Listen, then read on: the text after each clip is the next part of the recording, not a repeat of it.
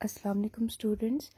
आज हमारा नया सेशन है जिसका नाम है क्लीन मिल्क प्रोडक्शन। ठीक है, अभी तक हम मिल्किंग पढ़ रहे थे, यानी दूध हमें कैसे मिलता है, प्री एंड पोस्ट मिल्किंग, कौन कौन से तरीके होते हैं, कौन कौन सी एक्टिविटीज़ होती है जो हमें ध्यान में रखनी चाहिए ड्यूरिंग मिल्किंग प्रोसेस। ठीक है, अब हमें ये दूध मिल गया। ठीक है, अब इस दूध को कैसे हम फर्दर आगे क्या करना चाहिए, किस तरीके से करना चाहिए, कैसे इसकी प्रोटेक्शन करनी चाहिए, इसका मैनेजमेंट, प्रॉपर क्लीन मैनेजमेंट क्या होना चाहिए, वो हम इस यूनिट में पढ़ेंगे। ठीक है,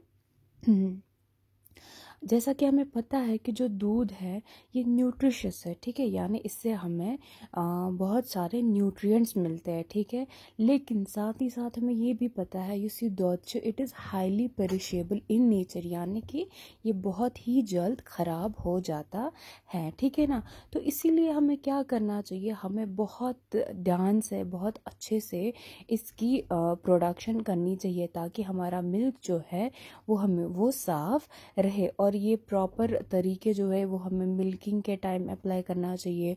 कूलिंग, स्टोरेज एलेसाइज करें, यहाँ ट्रांसपोर्ट एलाइज करें, एक जगह पर बेकी जाए ताए, यहाँ प्रोसेसिंग के टाइम, इस सब दौरान हमें बहुत अच्छे से इसका मैनेज करना चाहिए। ठीक है, क्लीन मिल्क प्रोडक्शन मतलब क्या गो, हेल्दी मिल्क, यानी कि it is free from dirt, it's free from dust, flies, manures etcetera, यानी कि ये गंदगी से इसको फ्री करना है। ठीक है, हमें दूध को इस तरीके से मैनेज करना है कि इसमें किसी भी तरीके की गंद ना रहे। ठीक है ना, क्लीन मिल्क जो होता है इसमें अगर हमारे पास एक प्योरली क्लीन मिल्क रहेगा, उसका नेचुरल फ्लेवर रहता है। ठीक है ना, उसमें बहुत ही कम बैक्टीरिया, हम नहीं कहते हैं कि बैक्टीरिया फ्री हो जाएगा, बट किसी हद तक बोल सकते हैं कि उसमें बहुत कम बैक्टीरिया प्रेजेंट होगा, उसका जो फ्लेवर है वो नेचुरल रहेगा। ठीक है, उसमें केमिकल्स नहीं होंगे। ठीक है, तो वो इजीली इंसान कंज्यूम कर सकता है। कौन सा, क्लीन मिल्क। ठीक है ना, इसीलिए हमें क्या करना चाहिए, हमें ड्यूरिंग प्रोडक्शन के टाइम इन्हीं चीज़ों का ध्यान में रखना चाहिए। जो मिल्किंग स्टेज आती है, हैंडल करना या ट्रांसपोर्ट करना, कुछ भी करना, इस दौरान हमें बहुत मतलब एहतियात बरतना चाहिए ताकि हमारा मिल्क जो है वो ख़राब ना हो। ठीक है, अब नीचे ये लिख रहा है कि essential components of clean milk production क्या क्या है, कम कंपोनेंट्स। ठीक है, यानी स्टेप बाय स्टेप हमें किन किन चीज़ों का ध्यान रखना है ताकि हमारा दूध जो है वो ख़राब ना हो। ठीक है, अच्छा, बोलते हैं जो एनिमल्स है जहाँ से हमें दूध मिलता है वो एक पहला ही सोर्स एक्ट करता है जिससे हमारा दूध ख़राब हो सकता है। ठीक है ना, इम्पॉर्टेंट सोर्स ऑफ मिल्क, यानी मिल्क अगर ये सून जानवर अगर ये साफ़ सुथरा नहीं होगा, इसकी बॉडी पे, इसके अडर पे गंद होगी, डस्ट होंगे, पेस्ट्स होंगे। ठीक है ना, फिर ड्यूरिंग मिल्किंग क्या होगा सॉरी, ड्यूरिंग मिल्किंग क्या होगा कि हमारा दूध खराब हो जाएगा। ठीक है, इसीलिए सून गन्नू की कंपोनेंट एनिमल, ये एनिमल साफ आस तो किसी हद तक हम इम्प्योरिटीज़ को कम कर सकते हैं। ठीक है, इसका मतलब हमारा एनिमल युस हेल्दी आसन, और हमारा एनिमल जो है इसको हमने अच्छे से पहले क्लीन किया होना चाहिए, फिर मिल्किंग की होनी चाहिए। ठीक है, उसके बाद जब हमारा एनिमल साफ़ है, उसके बाद बोलते हैं कि एरिया, जो मैंने आपको बोला, यानी सराउंडिंग, वो जगह, वो शेड जहाँ पे वो एनिमल रहता है, वो इन्फेक्शस फ्री होना चाहिए, वो क्लीन होना चाहिए, वहाँ कोई गंद नहीं होनी चाहिए। ठीक है, युस शेड तहत गस आसन प्रॉपर ड्रेनेज सिस्टम, ताकि जो गोबर है, यूरिन है, या अनवांटेड यम गस आसा या आप आसा, वो सब चीज़ें जो है ईजीली रिमूव की होनी चाहिए। तो हमारा शेड जो है वो पूरी तरह साफ होना चाहिए। पहले बोला एनिमल अच्छे से साफ होना चाहिए, दुयम होने से शेड से सगे सासन पूरी तरीके से साफ। ठीक है, तीसरा हमने बोला अडर, यानी कि जो थन होता है ये गाय का, जहाँ से तो मिल्किंग हमें एट द एंड करनी है, वो साफ, वो पोर्शन भी अच्छे से साफ होना चाहिए। वो पोर्शन को हमें मिल्किंग से पहले चेक करना चाहिए कि इसमें स्वेलिंग आमज, यानी मास्टाइट्स जो डिजीज़ हमने पढ़ी है, उस डिज़ीज़ का कोई इसमें सिम्टम तो नहीं है, वो हमें चेक करना है। अडर को हमें पहले चेक करना होता है, ठीक है। तो ये पहले कुछ चीज़ें हैं जो हमें ध्यान में रखनी होती है। यानी क्या मैंने बोला, हमारा एनिमल जो है वो हेल्दी है, वो क्लीन है।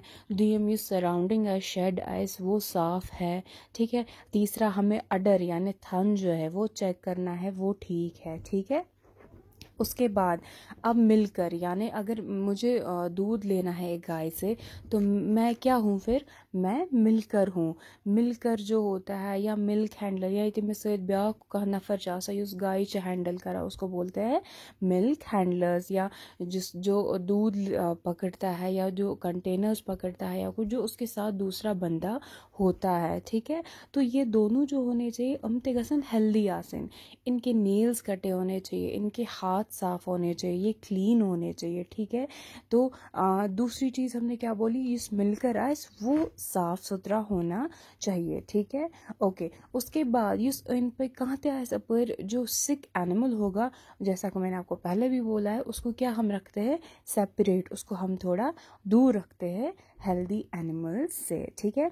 आगे ये भी मिलकर भी। उसके बाद सबसे इम्पॉर्टेंट, जो हमने कंटेनर यानी युस बहन या मुझे दूध से जमा करा, सो कंटेनर कैसे साफ आसूँ, वो एल्युमिनियम का होना चाहिए, वो धुला हुआ होना चाहिए, वो सैनिटाइज्ड होना चाहिए, ठीक है। उसको सन ड्राई किया होना चाहिए, तापस में से कैसे आसूँ सो वारियास टाइम हकनो मत आसूँ, पत हको इससे यूज़ करित, यानी कि हमारा कंटेनर इसमें साफ होना चाहिए, यूटेंसिल बान इमोगस आसुन साफ, ठीक है।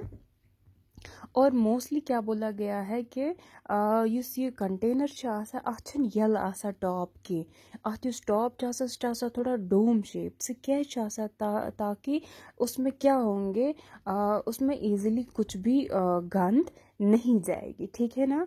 और it is ensure that after milking the utensil, और जब मिल्किंग के बाद वो जो बर्तन होते हैं उनको डिटर्जेंट से धोना चाहिए, अच्छे से पानी से साफ करना चाहिए, ठीक है। उसके बाद जो हमें दूध मिला, सपोज छाइन काढून, ठीक है ना, दैट मस्ट बी स्ट्रेन्ड और स्ट्रेन मतलब हो गया सपोज छाइन से काढून, सीज से हमें उसको पास करना चाहिए, ताकि अगर कहते थोड़ा बहुत गंद आए वो भी ख़त्म हो जाए। और उसके बाद उसको यथ कंटेनरस मज दूध था वो तथ कंटेनरस गए ढकना आसन बंद, ठीक है। एल्युमिनियम का मैंने बोला होना चाहिए, 4 डिग्री टेम्परेचर पे इसको रखने चाहिए, ताकि इस बैक्टीरिया की ग्रोथ होगी वो क्या हो जाएगी, कम, ठीक है ना। और इसको 4 डिग्री टेम्परेचर पे ही रखना है ताकि जब तक इसको ट्रांसपोर्ट किया जाएगा, ठीक है। और बोलते हैं मिल्किंग के बाद यू जल्दी टू मिल्क ट्रांसपोर्ट करूँ, यानी ज़्यादा टाइम ताईं पज मिल्क थाउन एक सी जाए कि ट्रांसपोर्ट मतलब एक जगह से दूसरी जगह शिफ्ट करना, ठीक है, सप्लाई करना लोगों को। उसके बाद इसकी एडवांटेज क्या है, मतलब अगर हम ये स्टेप्स कर रहे हैं तो क्यों कर रहे हैं, मैंने बोला कि क्लीन प्रोडक्शन, यानी दूध ये साफ़ होना चाहिए, ठीक है ना। इसके एडवांटेज क्या है, इसके फ़ायदे क्या है, इसके फ़ायदे ये है कि जब हमारे पास क्लीन मिल्क होगा उसमें कोई डिज़ीज़ नहीं होगी, है ना, उसमें कोई ऑर्गेनिज्म नहीं होगा, उसमें कोई बैक्टीरिया नहीं होगा, उससे इंसान बीमार नहीं होगा। ये आप खुद भी बता सकते हैं एडवांटेज क्या क्या हो सकते हैं। मिल्क की क्वालिटी, सोन मिल्क एज अच्छी क्वालिटी का मिल्क होगा, ठीक है ना। इसको हम जो ये मिल्क होगा इसको हम 3 से 4 घंटे हम स्टोर कर सकते हैं, ठीक है ना। और सबसे इम्पॉर्टेंट चीज़, अगर सोन दूध free from each and every impurity, यानी इसमें कोई किसी भी तरीके की गंध नहीं होगी, तो हम इसको किसी दूर डिस्टेंस तक ट्रांसपोर्ट भी कर सकते हैं, ठीक है ना। तो ये सारा ये जो ये साफ़ मिल्क है, जब हमने ये चीज़ें सब ध्यान में रखी, हमारा दूध प्योर होगा, साफ़ होगा, तो एक इंसान अच्छे से इसको कंज्यूम कर सकता है, ठीक है ना। ताकि अगर गंदा होगा तो बहुत सारी बीमारियों का खतरा है, ठीक है ना। अब अगर साफ़ होगा तो हम एक ह्यूमन को टाइफाइड से, डिसेंट्री से, सेप्टिक से, सोर थ्रोट से एक्सेट्रा इन डिजीज़ से एक इंसान को बचा सकते हैं। तो हमने पढ़ा, क्या पढ़ा आज, हमने पढ़ा कि मिल्क क्लीन मिल्क प्रोडक्शन, यानी कुछ स्टेप्स है, ये हमने मिल्किंग के टाइम भी थोड़े पढ़े हुए थे। कुछ स्टेप्स है जो हमें ध्यान में रखने चाहिए ताकि हमारा दूध ख़राब ना हो, ताकि ये एक ह्यूमन ईज़िली कंज्यूम कर सके, ताकि हमारा दूध इन्फेक्शस फ्री हो, इसमें किसी भी तरीके की इम्प्योरिटी ना हो और हम ईज़िली इसको एक जगह से दूसरी जगह ट्रांसपोर्ट कर सके, ठीक है ना। This is called as good quality milk, ठीक है, free from each and every impurity. तो यहाँ पे हमारा मिल्किंग का टॉपिक ख़त्म होता है। इस लेक्चर के बाद मैं आपको इसके नोट्स प्रोवाइड करूँगी, तो इंशाल्लाह कल हम नया यूनिट पढ़ेंगे, ठीक है। होपफुली ये आपको समझ आ गया होगा, भी बहुत ही सिंपल एंड ईजी टॉपिक है।